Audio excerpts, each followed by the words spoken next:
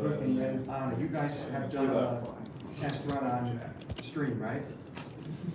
We're doing that now.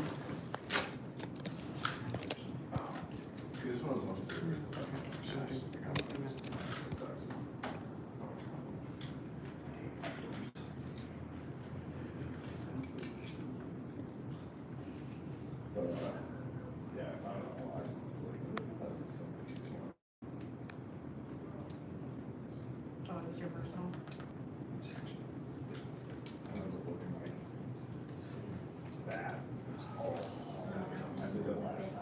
Oh, really?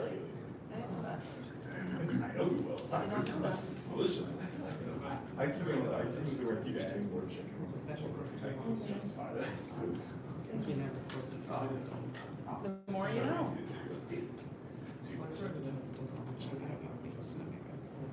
Yeah, I went out.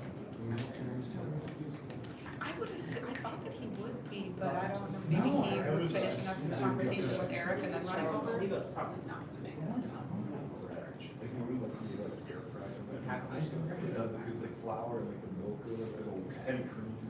Or could I just hold the camera? It's just, Yeah, it's just flour. so, okay, so we're gonna do YouTube live or YouTube. Yes.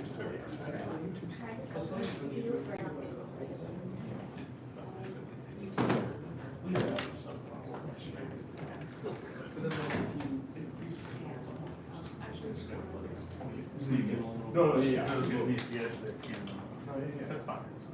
You'd be ready for stop.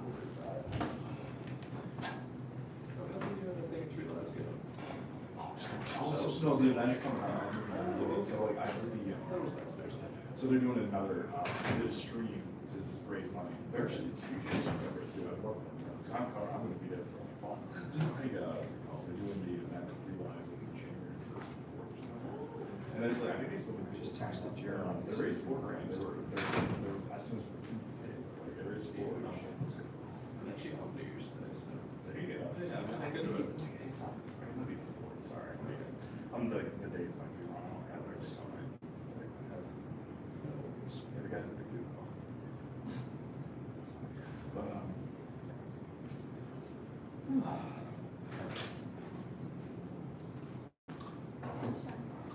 Thank you.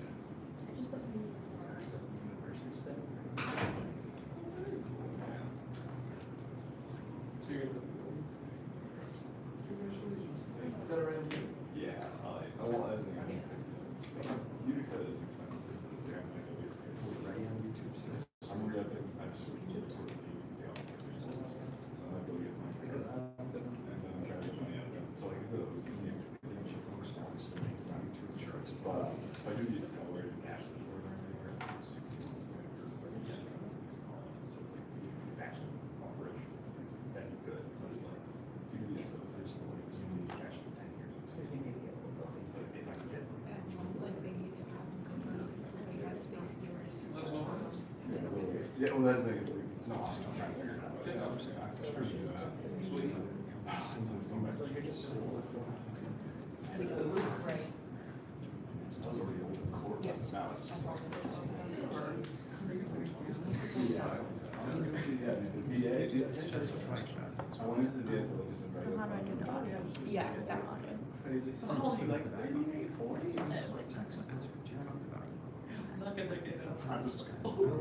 You can go ahead. I was going to, because long run, you want a kid, one of those. Me too. I could do some. This way too, see what This isn't too bad. more use on miles. I've seen some big souls here, so that's kind of cool. Yeah. What? Really, my God, so we just got the two point. I promised him I would check before the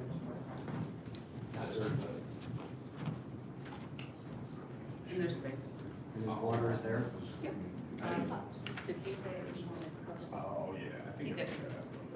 We'll just do one of both.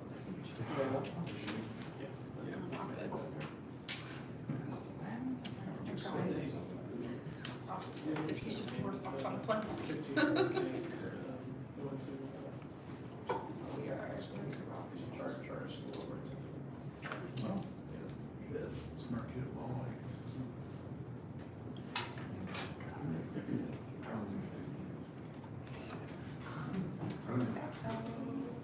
to see you, sir. We waited for you. Oh, wow. It wouldn't be the same Down without in the you. park, there was some things. Good. The ambulance are. That's okay. Actually, some of the trees are all shit going on. That's okay. We like that. Actually, shut there. Sounds like you were doing your job. Are we all set on cameras and mics? I know, what we're talking about. Are we all set on cameras and mics? Yeah, we're good, yeah. Mayor's on his way, everybody, so we're gonna start in about a minute. All As soon right, as cool. she comes in. Thank you.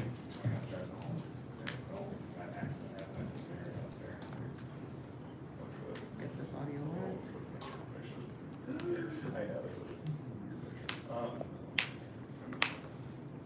Goats in there, buddy.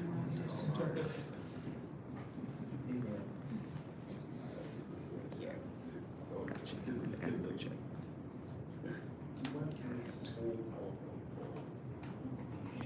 This is like right where I'm at. So I'm here. Oh, right. The kid lives, the kid's alive. Oh, yes. Oh. I saw that. So we're about to say that. No. That is a fact. Jesus. Well, the thing is, he'll text me, Stacy, Yes, yeah. Oops. Yeah, yeah. Yeah, I see a little bit of. Okay. I I'm saw seeing a blink. little bit too, yeah. I saw blinking, so I thought he was dying. Here, you were right about that. Yeah, sorry. The heater thing. I'm getting my It's all right. housing confused. I usually read what is sent to me. Look at this podium. Yeah, well, ask you know. It's great. Thanks for coming, everybody.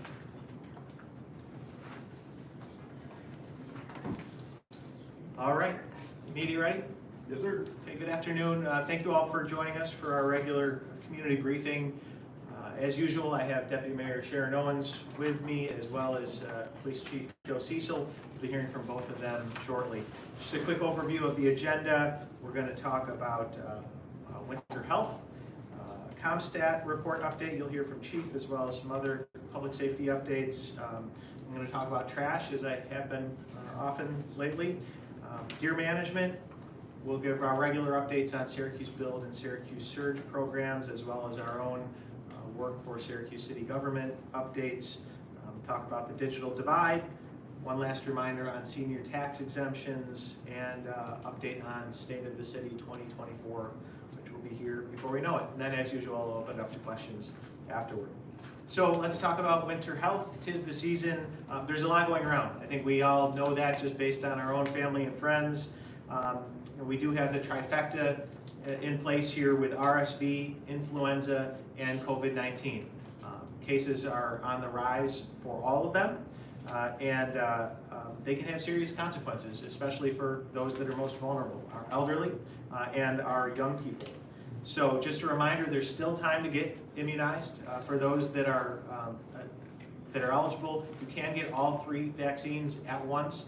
I personally got my COVID and my influenza vaccines, one in each arm at the same time. They do take some time, about 2 weeks to be fully effective, but each day that goes by after you get that immunization, you're better protected.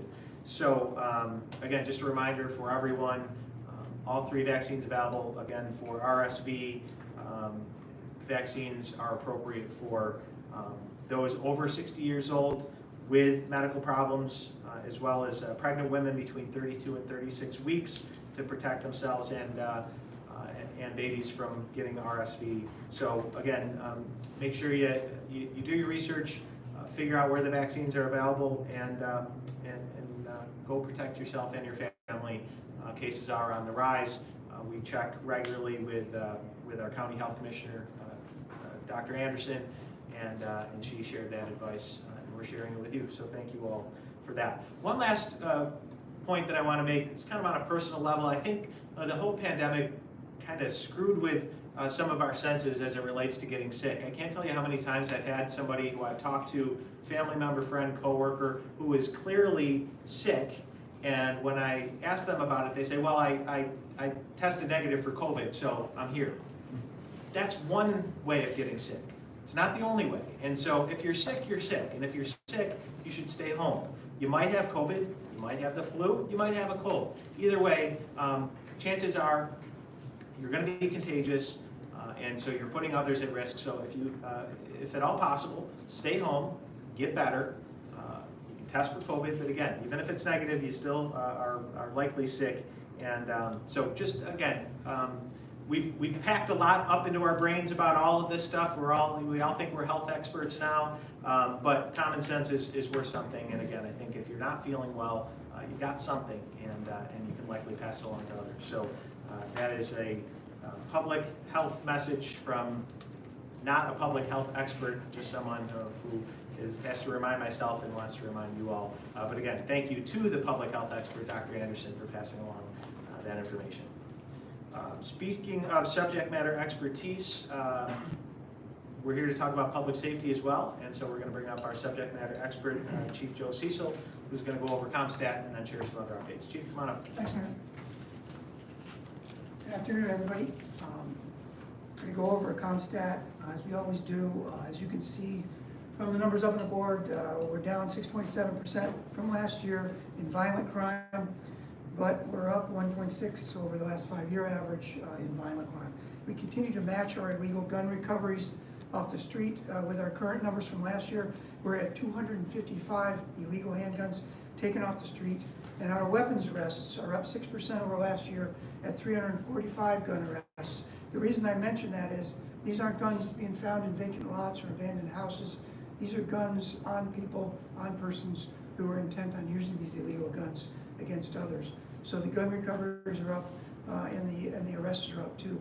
But as our Tuesday evening homicide showed very poignantly, we have a lot of work to do. With regards to that homicide, I know all of you will have questions. I can just tell you this at this point. We're making very good progress with this homicide of this 15-year-old. Moving on to property crime, I also want to give my condolences to the family as well. Certainly always want to say that when I'm at the mic. Terrible to lose a young person in this city. Property crime still at a very high level, 24.8% higher than last year and 27.9% higher than the 5-year average. This is still being driven by stolen vehicles, and we continue to work with the public, media, and dealerships to bring that number down. So speaking of dealerships, Matthews Hyundai is offering a free ignition upgrade along with a free club, which is the anti-theft device, and a new fob, key fob, free to anyone who owns a Hyundai.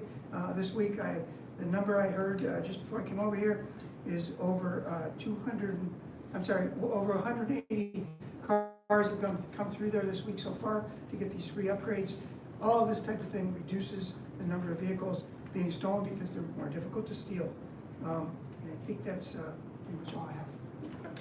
Great, thank you, Chief.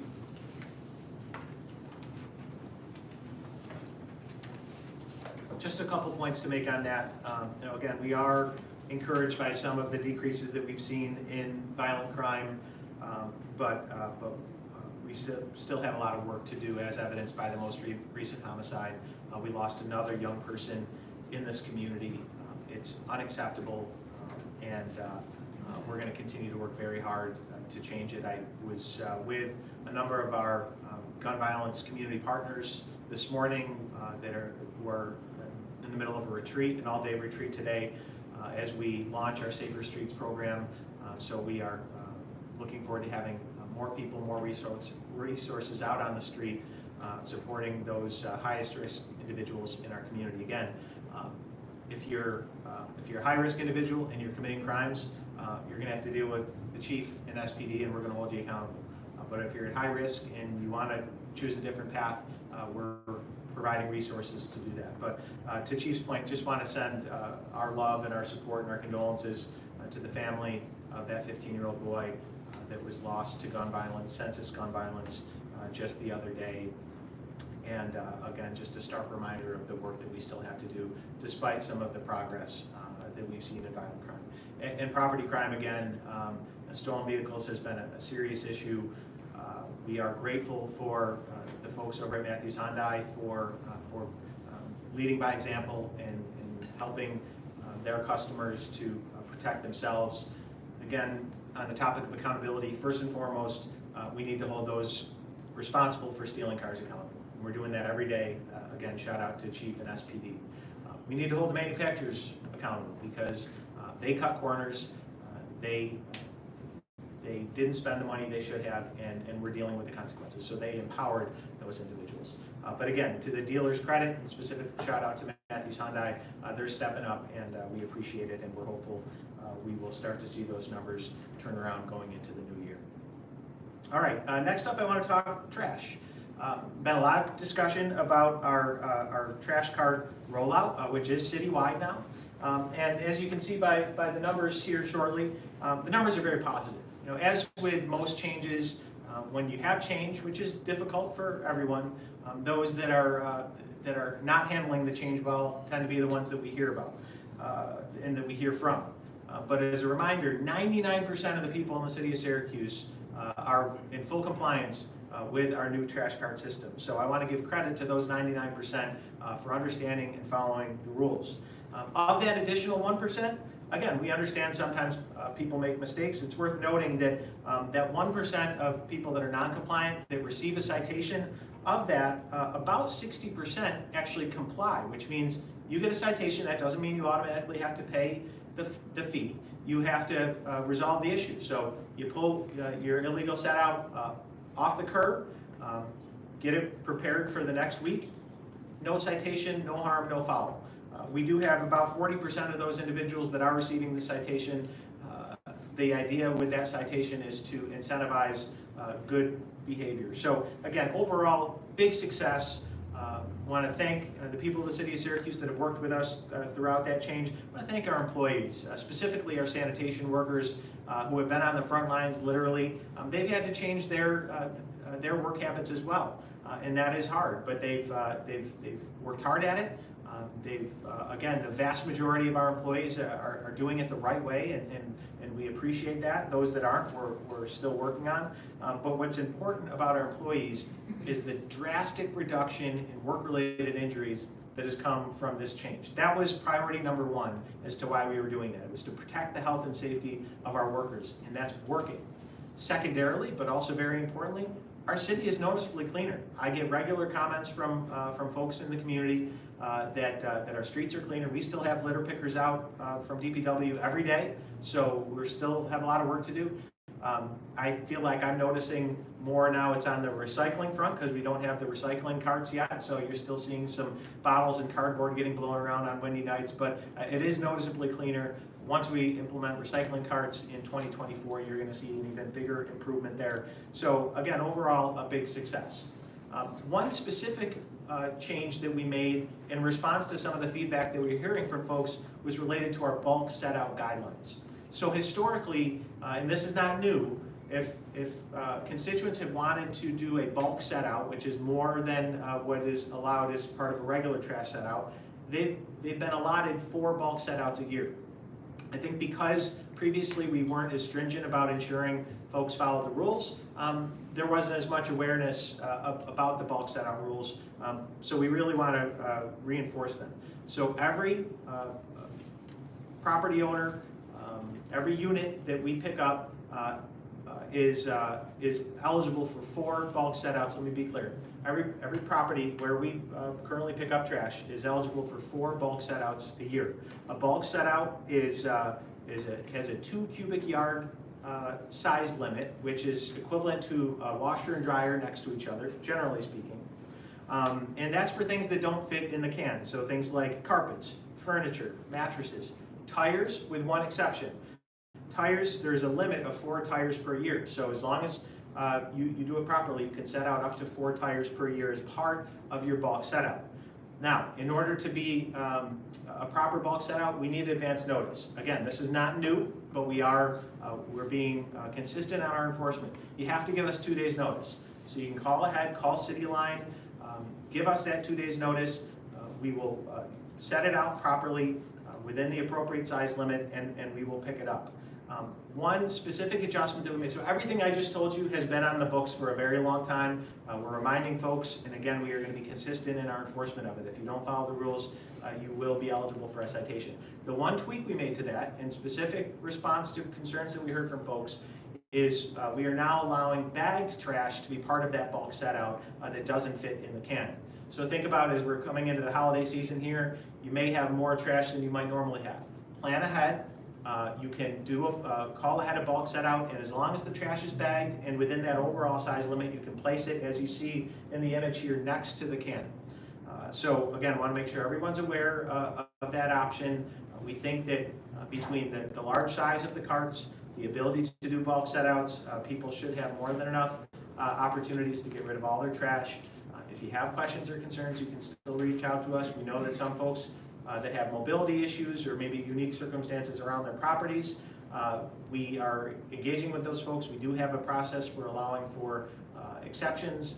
So when in doubt, just give us a call City Line. But again, I think it's important to note that with all of these changes, the vast majority, 99% of the folks in the city are complying, and we are grateful for that. And again, grateful for our employees for working through these changes and helping to keep themselves healthy and safe and to make our city cleaner. So thank you all. All right, next up, want to give a quick update on deer management. So we've had a deer management program in effect for a number of years now. As a reminder, that deer management is carried out by qualified wildlife managers from the United States Department of Agriculture, the USDA. This year's program will begin the week of December 18th. As a reminder, why do we do this? We're responding to public health and safety concerns. Deer vehicle accidents, something that is a significant public safety issue, harm to parks, gardens, and the ecosystem in general, and public health risks, including the spread of Lyme disease. We hear about it regularly from neighbors, although I will say that in the areas where we've been able to effectively do deer management now in recent years, we have seen complaints and deer observations significantly reduced. The fact is there are still some areas in the city where we haven't been able to get into. I'm pleased to report, thanks to the leadership of our state delegation, I specifically want to acknowledge Assemblywoman Hunter and Senator May for advancing the legislation. I want to thank Governor Hochul for recently signing the legislation. We have the ability now to get into areas where we previously weren't able to. The previous law required a 500-foot setback between residents. We now, with certain provisions, are able to get within 250 feet. So that's opened up some new areas, particularly on the east side, where we haven't been able to see as positive an impact on overall deer population. So we're excited about that. Again, the week of December 18th, that will start. We are on properties that are either publicly owned or where we have permission. If you have any questions or concerns, you can always reach out to us. But again, this has been a successful program. I want to thank all of our partners, and we're encouraged to begin the new pilot program for the smaller setbacks and really try to resolve the issues citywide. Next up, I'm going to invite Deputy Mayor Owens to come up and to talk about some of our workforce development efforts, again related to a number of industries as well as our own City of Syracuse government workforce efforts. So Deputy Mayor, come on up. Thank you, Mayor. Today I'm here to talk about our Syracuse Surge, our strategy for inclusive growth in a new economy, and Syracuse Build, that is our workforce and career training opportunity in the building and construction industry. And then lastly, I'll round up with just the opportunities, wonderful opportunities for you to work with us here in the city of Syracuse. So for Syracuse Surge workforce programs, we have 3. Surge Advanced Manufacturing, our electrical manufacturing technician program, and our Surge Defense. The candidates, we have 34 candidates from those 3 workforce programs, and they're going to be graduating Friday. These candidates completed training from the Surge Advanced Manufacturing, the electromechanic technician, ELM we call it, and the Surge Defense program.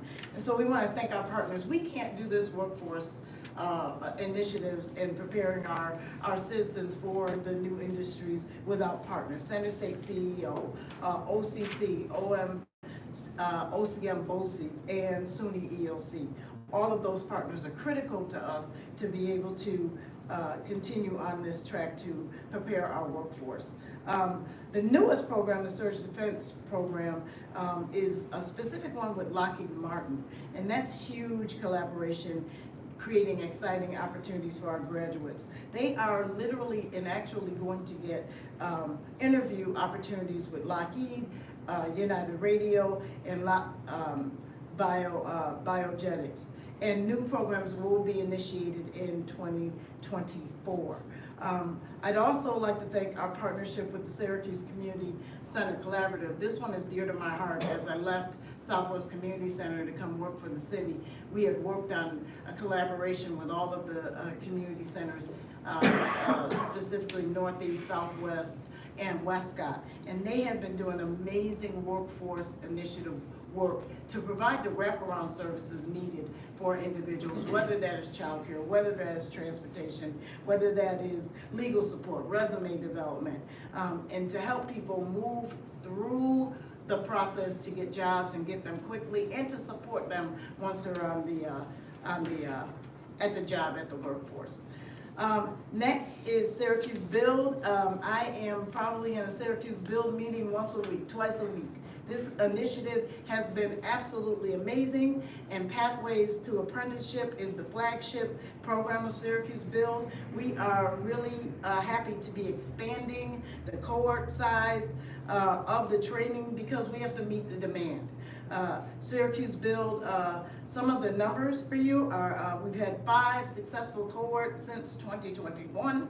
We've had 86 graduates. 79% of them are actively working on a work site. 15% are women. 98% are people of color, and 3% veterans. The average wage, $35.55. When we talk about poverty rates in our city and affecting the trajectory of families out of poverty, it has to be a good paying job. And these are definitely wages that position people for that trajectory. Our 6th cohort will begin on January 8th, and that will run through March 22nd. And that class size is going to increase from 20 to 30 participants. Again, to meet the demand, to prepare us for the multiple construction opportunities, I-81 being the first of many coming to our community. And we received 103 applicants for that 6th cohort.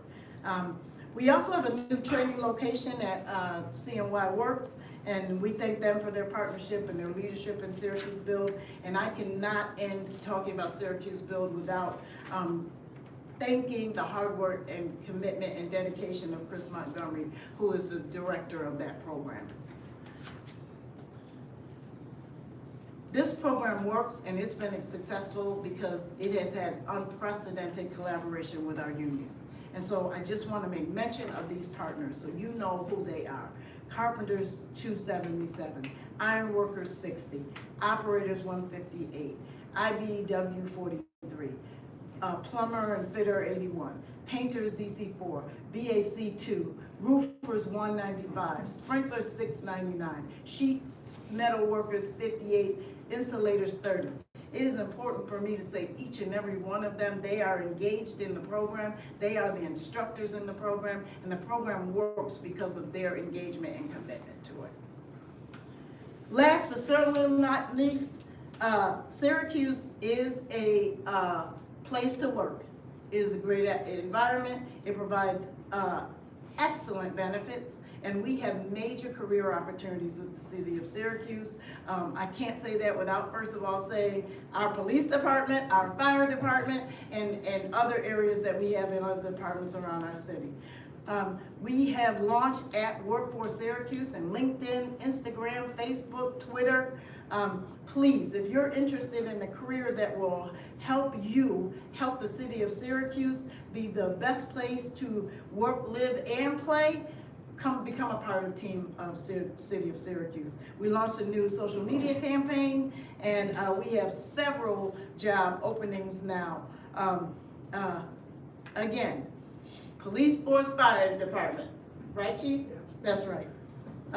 All are full-time jobs. They include benefits, good life, work balance. Our work week is 36.25 hours.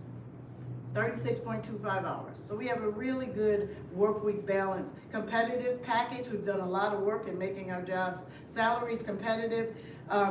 Parental leave, employee assistance program, public student loan forgiveness. I'll repeat that. Those of you that have amassed huge student loan debt, working for municipalities gives you eligibility for public student loan forgiveness. And we have a great New York State pension and deferred compensation.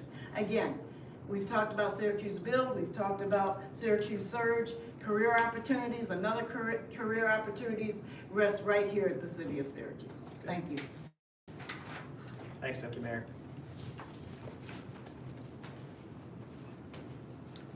I don't think any of us got the memo on the 36.25 hours, but I appreciate that about you all.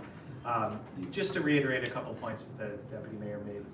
There's a lot of, sometimes it gets hard to keep track of all the different workforce development programs, but the important thing is when you hear us talk about all the opportunities that are in our community, whether it be 81, whether it be Micron, the only way that we fully maximize these opportunities and the only way we turn back many of the trends that have been plaguing us as a community, whether it be poverty, whether it be violence, or the many other challenges, is ultimately by getting people the skills that they need to take advantage of these opportunities. That's what we're talking about with these programs. So again, 34 people specifically that are graduating from our Syracuse Surge workforce programs are going to go to work at the very companies that we're talking about. They're creating jobs. And just as the Deputy Mayor named names with our unions, I think it's important to name those companies. We mentioned Lockheed Martin, United Radio, Lotte Biologics.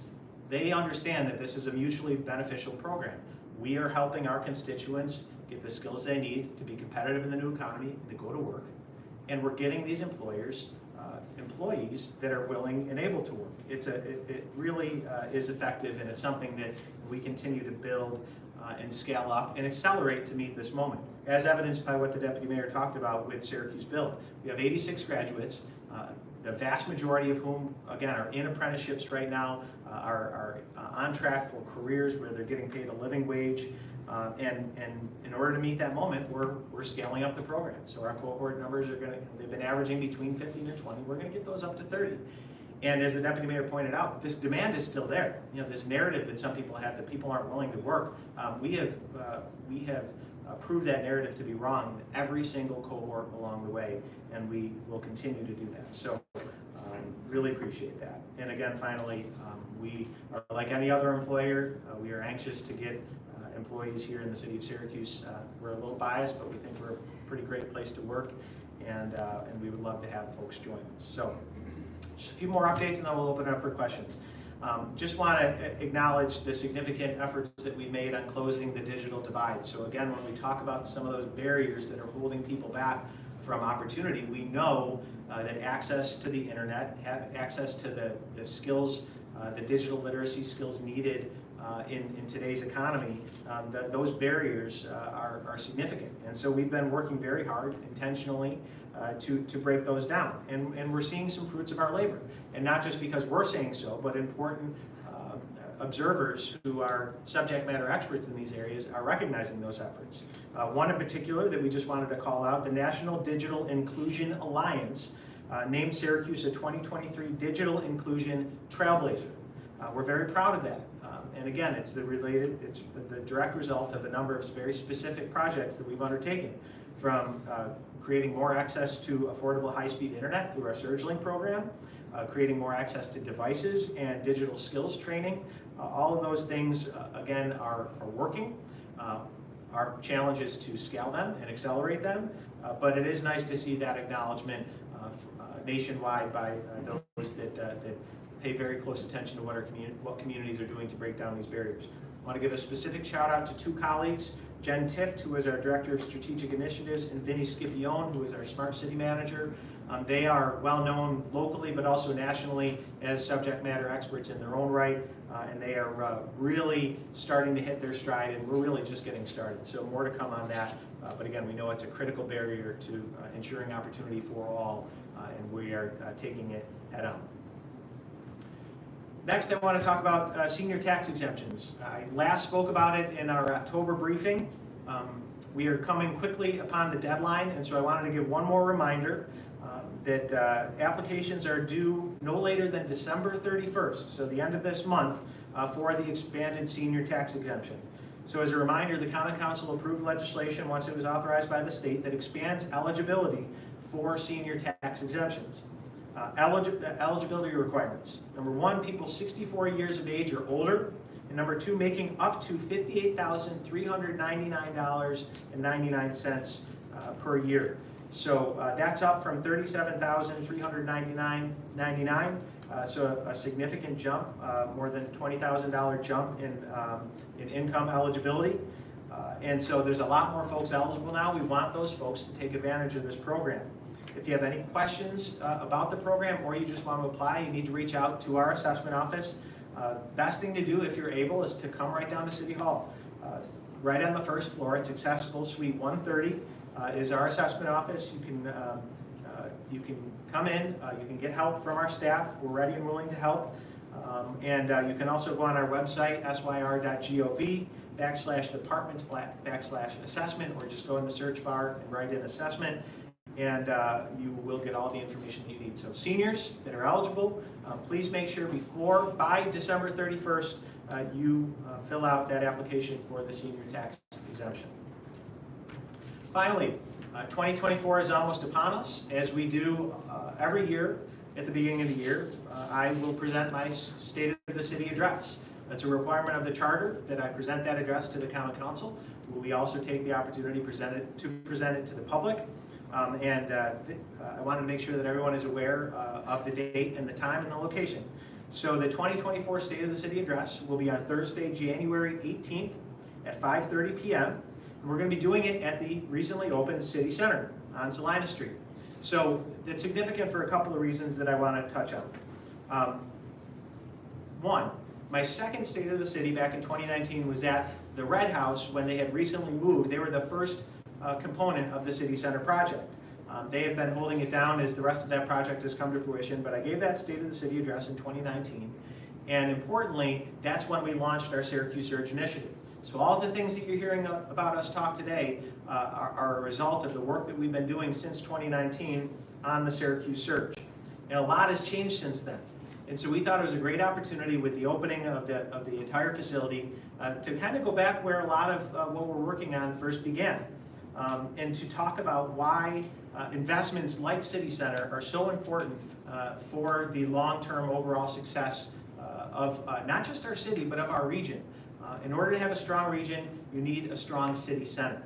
And so to go to this project, which in some ways represents where we've been and where we're going as a community. Remember, this was the old Sibley's department store. So when you hear our parents and our grandparents and others talking about the grand old days of Syracuse, when everyone would do their holiday shopping down at Salina Street and they would go to Sibley's or Day Brothers, that's what we all have in our minds as the best days of Syracuse.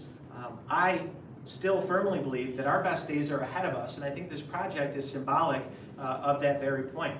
That yes, we have been through some difficult times. Yes, there was a significant amount of time from when Sibley's was in its heyday where it was vacant, and we weren't seeing that investment. That's changing, and so as we look to maximize the Micron opportunity and all the other opportunities in front of us, we thought it appropriate to again, focus on that core, the core of our city, the core of our region, and to double down on making sure that we have a strong core, a strong center, in order to continue to build a strong region. So if you can't tell, I'm excited about it. We're already working on the address, and again, we would love folks, if you can be there, to be there at City Center on Thursday, January 18th at 5:30 p.m. And if you can't be there, it will be broadcast live on WCNY, on the public television station, as well as on their online platforms. Last, I just want to wish everybody happy holidays.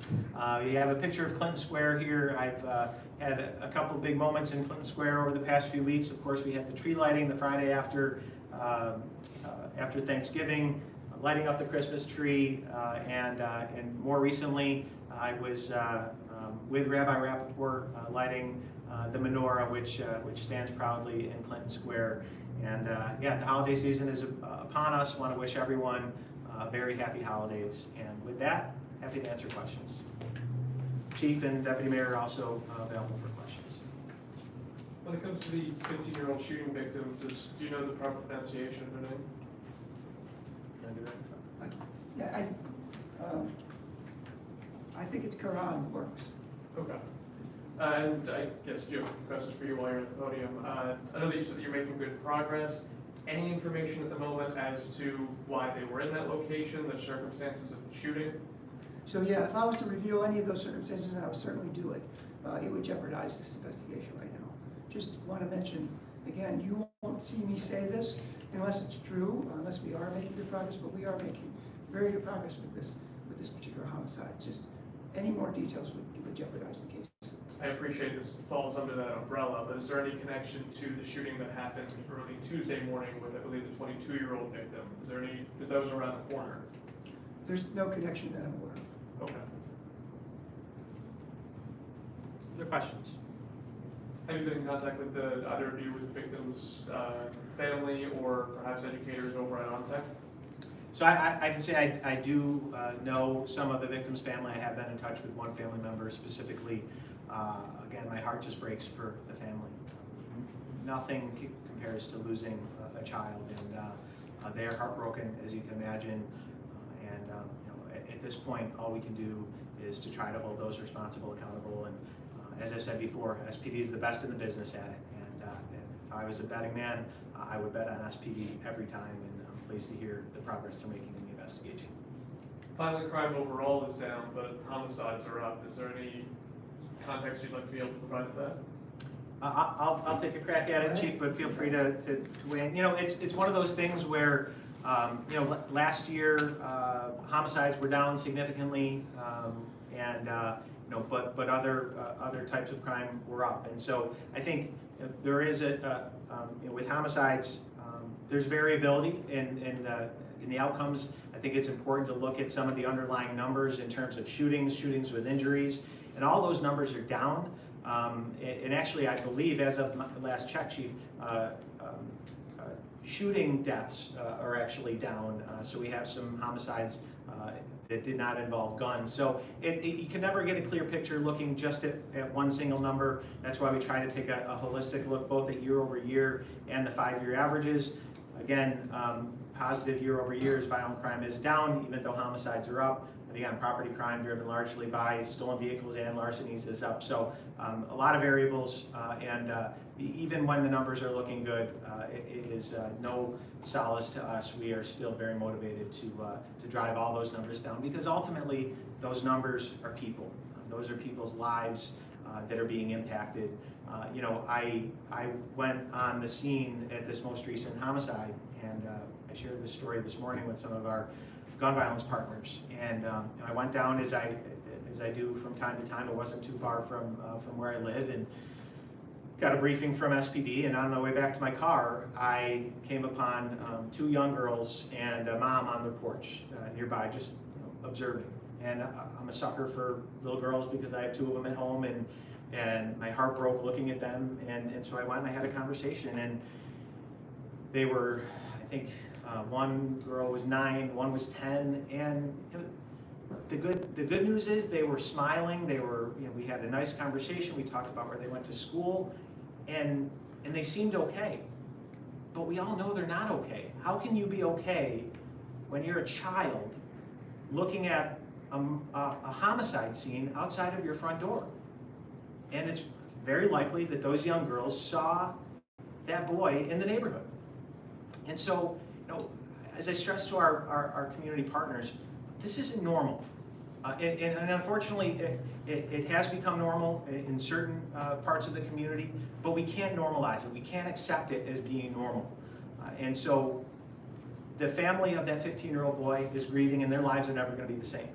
And whether they understand it and realize it or not, the lives of those 2 little girls and their mom is never going to be the same. So that was just a moment for me that hit home that, again, behind all these numbers, behind all these statistics are lives. And far too many lives, especially young lives, are being lost in the city. And we are not going to stop until that changes.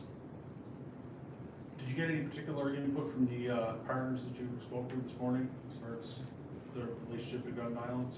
Look, I mean, these folks, sorry, Chief, if you have anything to add, feel free. But you know, these are the folks that are on the ground, that have relationships. The term we use often is credible messengers. These These are individuals that live in many of the neighborhoods that are most plagued by gun violence. They have relationships, they have the ability to get information that I may not be able to get, that the chief and his team may not be able to get, and so they're partners.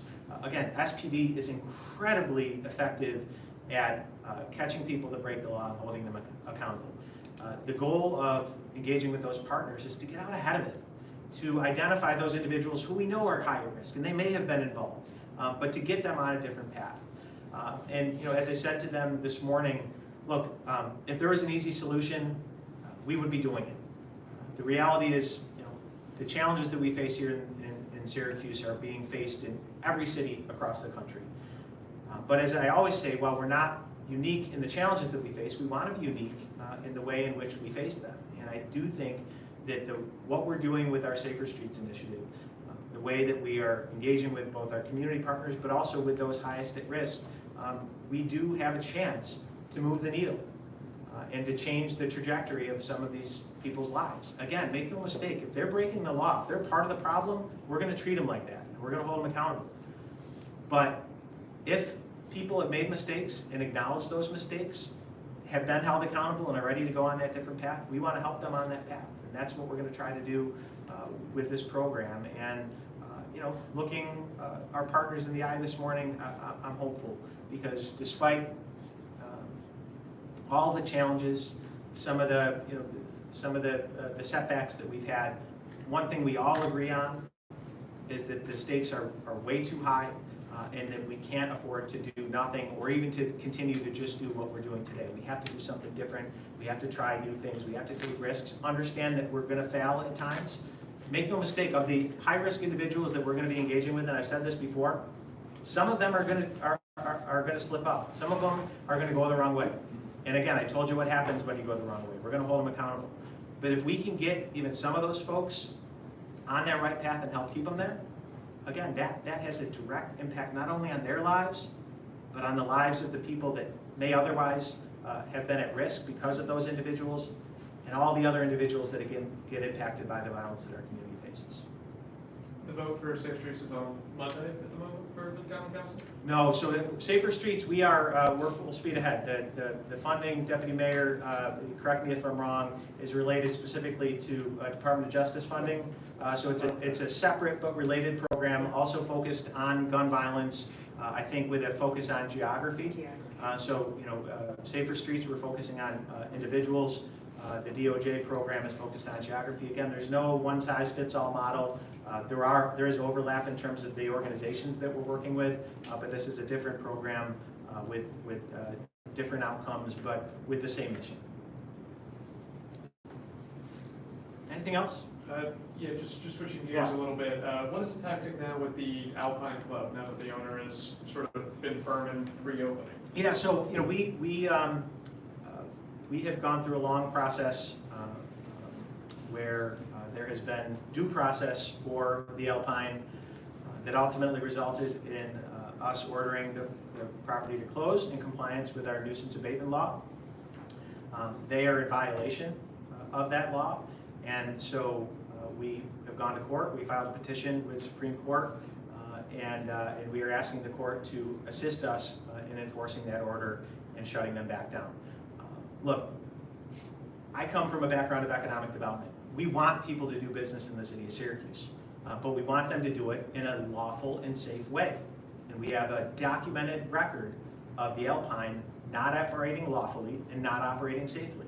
And as I've been talking about throughout the briefing, this is about accountability. We are holding them accountable for their actions. They control what happens on that property.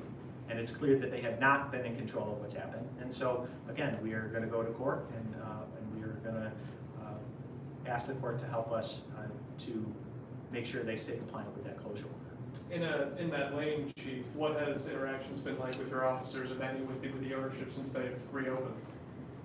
The interactions are the officers are going there to monitor to see if it's still opening, which it is, as the mayor mentioned. And we have countless body cam footage of them just engaging with him. He comes out and tries to, basically plead his case to the officers that are there just to monitor the situation. And he just goes on and on and on about how unjust the whole process is. But as the mayor's mentioned, he's had multiple chances to to remedy what we ordered him to do originally when we were having shootings and stabbings in his parking lot. And the only reason he became a focus for us again is because we began to have stabbings and shootings in the parking lot again. Because he failed to do what we ordered him to do over a year ago. Is it just not worth it, or is there legal advice not to have your officers do more to tell him, hey, the order is to shut down? Or is that the point of now going into the legal channels again? Well, I don't know if the mayor wants to speak on that. We're there to give information to the attorneys so they can file this paperwork in Supreme Court. So we're there basically to not let anything else happen, but also to determine if in fact he is open, if patrons are coming to the building, and that's, so to observe and report. Yeah, you know, our officers have a lot of important things to do throughout the city. We don't have time to babysit the outline. That's why we're going to court. I don't want to put our officers in a position where their safety could be put at risk because we have somebody that's not following the rules. When they have to be put in that position and put themselves in that position, we know that they'll do it. But when we can avoid it and we can do it peacefully and lawfully and legally, that's always the preference. So that's why we're going to court. And again, we're hopeful the court will help us hold that property owner accountable.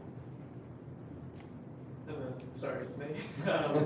One more question in the property-related lane. So after the issue with the Rugby Square apartments, and now we're hearing from folks that there's issues over at the Vincent where they haven't had access to water for a long period of time. Yeah. What is your message to folks that, you know, call out to code enforcement, they come around, they realize that there's an issue and they flag that issue, Yeah. but then there's no remedy for a long time? Yeah, you know, I think if you look at the problem properties that we've had to deal with, we've had a number of them and continue to have a number of them in the city. Code enforcement is very good at their job. We are very responsive. When people reach out, we show up, we cite them. I think where the frustration comes in is with that process, is with the legal process that's associated with it. And we have property owners that do not comply and will not comply. But you know, again, I think we have to remind ourselves that as hard as we're working to hold those property owners accountable, every day that goes by, every hour that goes by where they are not being compliant, people's lives are being impacted. And so, you know, with Rugby Square, we were made aware of the problem. We worked with the ownership to resolve it. We would have liked to see it get resolved sooner, but the important thing is it did get resolved. And now we'll continue to work with ownership to make sure that they follow through on what they're doing. Vincent is no different. You know, it's not clear how the water was shut off on those properties. We have the water department is on site right now, helping get the water turned back on. You know, that property is in the process of being emptied. The owners are in the process of evicting the remaining tenants, but at no point is shutting off the water an acceptable or legal means of eviction. And so we're in touch with Clear. They are in agreement the water needs to get turned back on, and we're working to do that as quickly as possible. Just a quick question regarding winter weather. We haven't seen much of it yet, but just snowplow looking, how does the maintenance side look as we get into winter? Yeah, we're ready. You know, the first snow we got, we were still in that kind of in-between period as we often are in November on the front end and then usually March on the back end where we're converting trucks to balance needs for snow removal and leaf removal. We are fully converted with our fleet now. We have enough drivers. We're ready to go. So you know, I'm okay if the snow doesn't come, but if it does, residents can rest assured that we'll be ready. Okay, thanks everybody. Have a good day. Happy holidays. You too. Thank you.